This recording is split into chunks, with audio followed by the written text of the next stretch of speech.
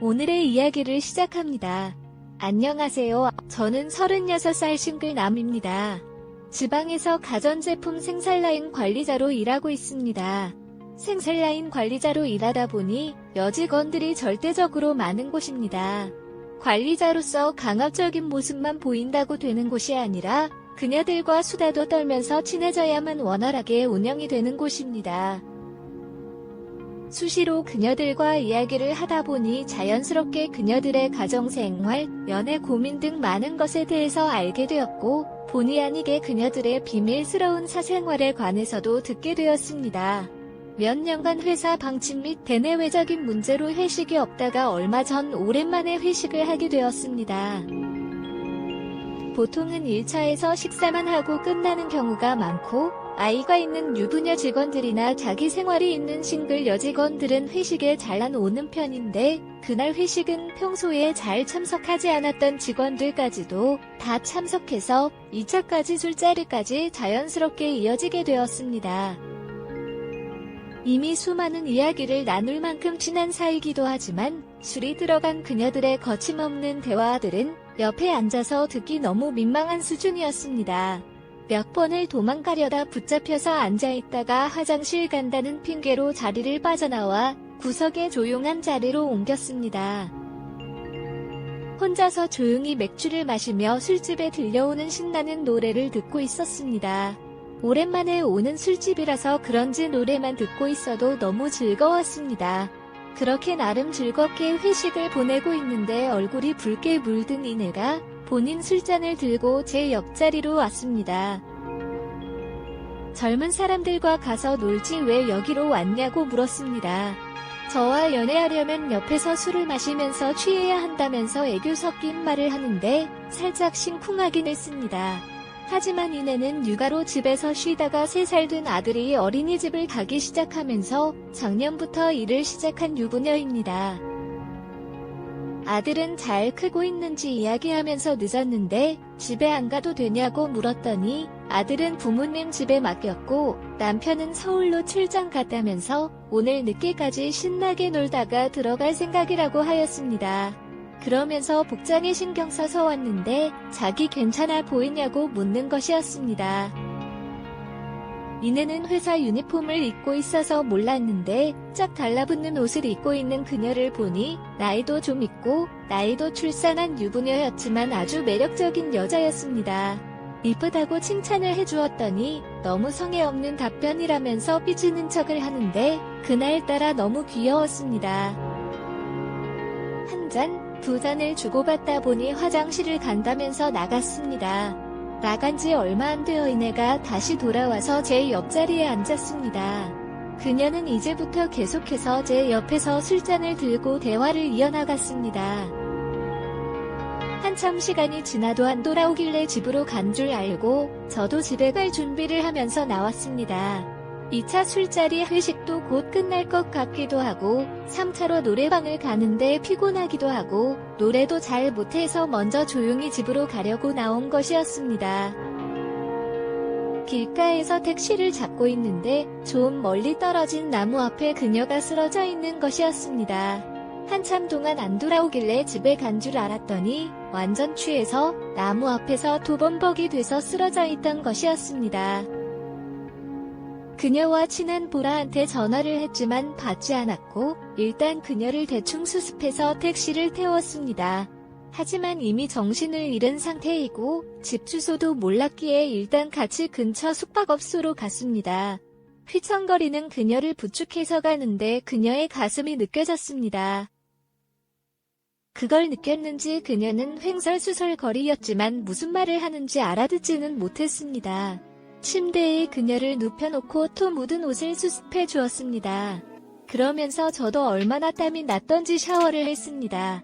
샤워를 하고 나왔는데 이불 밖에 나온 그녀의 매끈한 다리는 보는데 참아왔던 이성을 잃고 말았습니다. 뒤척이다 깬 그녀는 당황하지 않고 더 적극적으로 저를 리드하였습니다. 아주 뜨겁고 광란의 시간을 보내고 난 후 저에게 앞으로도 자주 좋은 시간을 가지자는 말과 함께 다시 잠이 들었습니다. 저도 암묵적인 동의와 함께 자려고 옆에 누웠지만 오랜 시간 솔로로 지내서 그런 건지 불편하기도 하고 심장도 너무 벌렁거렸습니다. 결국 한참을 뒤척이다가 숙박업소를 나와 집으로 걸어가고 있었습니다. 20분가량 걸어갔을 때 아까 전화를 걸었던 보라한테 전화가 왔습니다. 부재중이 있어서 전화를 했다면서 저보고 어디 있냐고 묻는 것이었습니다. 술이 많이 올라서 먼저 나왔고 동네 산책하다가 걸어서 집에 가는 중이라고 거짓말을 하였습니다.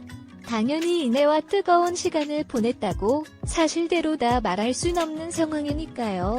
개인적으로 할 말이 있는데 시간 괜찮으면 간단하게 맥주나 커피 한잔 할 수 있냐고 저한테 물었습니다. 이 시간에 문 여는 곳도 없고 다음에 보자고 하였더니 대뜸 본인의 집 주소를 알려주며 택시 타고 오라면서 전화를 끊어버렸습니다. 당황스럽기도 하고 어이없었습니다. 시간이 늦어서 무시하고 집으로 걸어가고 있습니다. 그런데 보라가 문자로 집 주소와 현관문 비밀번호까지 적어서 보내는 것이었습니다. 무슨 할 말이 있는 것 같아서 어차피 내일 쉬는 날이기도 해서 그냥 보라네 집으로 갔습니다. 밖에서 보이는 보라네 집은 희미한 불빛만 있었고 전화도 받지 않아서 자는 것 같아서 그냥 돌아갈까 하다가 그래도 집 앞까지 왔기에 일단 알려준 비밀번호를 입력하고 들어갔습니다. 얇은 하얀색 원피스에서 그녀의 몸매가 살짝 보였습니다. 저를 다시 한번 심쿵하게 만들었지만 이미 뜨거운 시간도 한참 동안 걷다 와서 그런지 금세 이성을 찾을 수 있었습니다. 너무 덥다면 시원한 물 한 잔을 달라고 하였고 할 말이 뭐냐고 물었습니다. 아까 이내와 택시 타는 것을 봤다면서 이 시간까지 뭐 했냐고 묻는 것이었습니다. 그래서 제가 그때 왜 내 전화 안 받았냐고 물었더니 일단 자기 물음에 먼저 답하라면서 보라는 저를 추궁하였고 집에 먼저 가려다가 너무 많이 취한 채 쓰러져 있는 이내를 발견했고 택시를 타고 집에 데려다 주었다고 하였습니다. 그녀는 거짓말하지 말라면서 옆역 집이 이내네 집인데 같이 가서 확인해 볼 거냐고 물었고 결국 숙박업소에 데려다 주고 나왔다고 다 말해주었습니다. 물론 뜨거운 시간이 있던 이야기는 하지 않았습니다. 몇 번이나 확인하고 추궁을 하던 보라는 사실 저를 좋아했었다면서 이내랑 둘이 택시 타고 가는 것을 보고 오해를 했다고 솔직하게 말을 하는 것이었습니다. 그러면서 자기와 만나보는 것이 어떠냐고 묻는 것이었습니다. 올해 30살이 된 보라씨가 이제 곧 40살이 되는 저에게 고백을 한다는 것이 당황스러웠습니다. 단 한 번도 저에게 사적으로 감정이 있을 거라고는 예상하지도 눈치를 채지도 못했던 상황이었습니다. 더듬으면서 아무 말도 못하는 저에게 다짜고짜 키스를 해버렸고 저를 꽉 끌어안았습니다. 그녀의 몸매, 그녀의 숨소리, 그녀의 향기가 저를 자극하였고 결국 그녀와 같은 침대에 누웠습니다. 그날 그녀의 집에서 뜨거운 시간은 물론 잘 몰랐던 서로에 대해 알아가면서 주말 내내 같이 있었습니다. 다음 주 출근을 하고 라인을 점검했습니다. 하던 일을 마치고 돌아다니는데 숙박업소에서 뜨거운 시간을 보낸 이내도 주말 내내 같이 보내고 이제는 여자친구가 된 보라도 계속 윙크를 날리면서 제가 지나갈 때마다 아주 작은 목소리로 오늘 퇴근하고 뭐 할 거냐고 물으면서 같이 맥주 한잔 하자고 하는데 머리가 새하얘졌습니다. 결국 선약이 있다며 이내와 약속은 화요일로 잡고 월요일은 여자친구가 된 보라와 시간을 보냈습니다. 물론 술도 먹고 보라네 집에서 잠도 자고 화요일 아침에 같이 출근도 하였습니다. 그리고 화요일 저녁에는 이내와 만나서 술도 먹고 숙박업소에서 같이 뜨거운 시간을 보냈습니다. 다행인지 둘이 아는지 모르겠지만 얼마 전에 이내가 다른 파트로 가면서 보라와 근무 시간도 달라지기도 했고 그 둘 사이도 멀어진 것 같았습니다. 그 둘 다 저에게 어떻게 된 것인지 묻지 않기에 일단 저는 둘 다 만남을 유지하고 있습니다. 매일매일 계속되는 운동으로 녹초가 될 때도 있지만 그래도 요즘이 직장 생활이 가장 재미있고 출근이 기다려집니다. 그래도 이내와의 관계는 나중을 위해서라도 정리하는 것이 맞는 거겠죠? 오늘의 이야기는 여기까지입니다. 구독과 좋아요, 알림 설정 부탁드립니다. 긴 글을 읽어주셔서 감사합니다. 구독과 좋아요, 알림 설정도 꼭 눌러주세요.